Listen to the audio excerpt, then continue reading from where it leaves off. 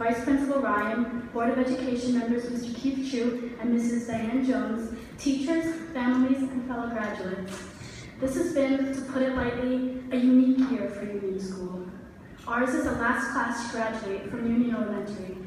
Teachers around the district are packing up their classrooms as Union prepares to become a true middle school and Pierpont becomes a 4th through 6th grade school.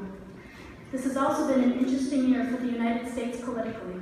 We started off our election season with enough presidential candidates to have our very own Hunger Games. We've seen a billionaire businessman somehow take over the Republican Party. Meanwhile, Hillary Clinton has become the first female nominee of a major party, an amazing accomplishment considering women weren't even allowed to vote less than 100 years ago. A little-known 74-year-old independent senator from Vermont ignited a political revolution amongst the youngest of our country's voters, and people are still feeling the burn, even after Clinton has become the presumptive nominee. Each candidate has pushed boundaries, surpassed expectations, and challenged the status quo. Whether you support them or not, love them or hate them, they remind us that progress will never come without change. Just as our country's political future is impacted by our presidential candidates, our own futures will be determined by what we did with our time here at Union School. This election season shattered all expectations about politics, and we ourselves have shattered our own expectations of what we can and can't accomplish. We've all changed dramatically since entering Union School, most obviously through adolescence, but perhaps the most important change is in our mindset. To elaborate, my years at Union School have taught me many things, not the least of which is resilience. I've learned that failure is not a signal to break down and refrain from whatever I've failed at, but rather it's a sign that I can improve and grow. Take, for example, my first math test of 7th grade. I was so overconfident because I was placed in the accelerated class, I didn't even bother to study for the first test. The resulting grade was a 65, 35 points lower than I anticipated. After going home and crying, I used the resources I had to relearn the material, determined to score better on the next test. Every student here has learned many lessons during their time at Union School. While most were academic, it's the softer lessons of failure, success, courage, and friendship that have gotten us to this stage tonight. I'd now like to discuss the unsung heroes of our classrooms, the teachers. As Harvard commencement speaker Donovan Livingston said, "At the core, none of us were meant to be common." Rather than focusing on perfect standardized testing scores, our teachers have put real education first. They strive to give us a deep understanding of the world around us and not teach to the test. Teachers are prophets who preach truth and knowledge, but they can also influence our lives in other ways. Teachers have sparked a passion in me that's sure to grow into a raging fire.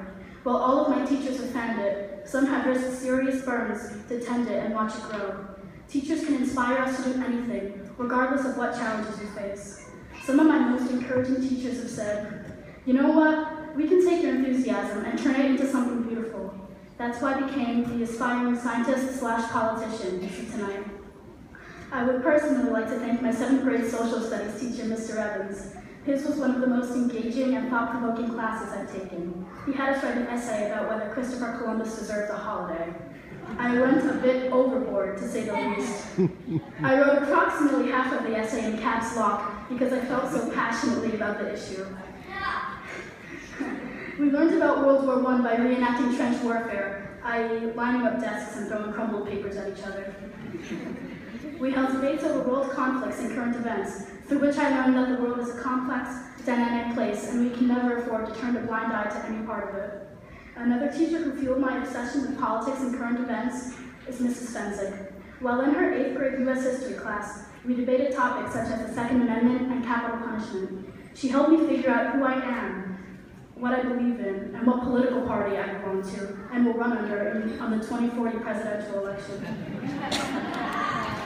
I thank her for tolerating all of my negative comments about Thomas Jefferson and my words of praise for Alexander Hamilton.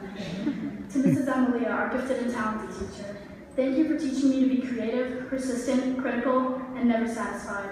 You pushed me just outside my comfort zone with what I needed to complete my task.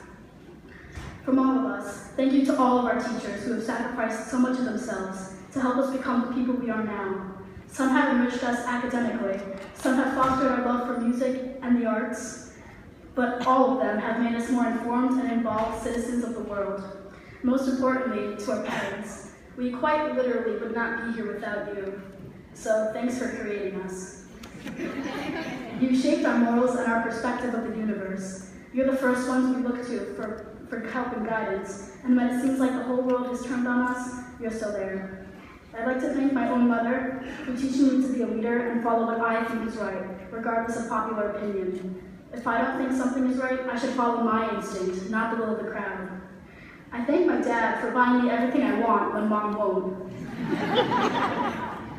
Another thanks for reading Harry Potter to me every night in 2nd grade until I thought you were reading it too slowly, so I decided to read it on my own.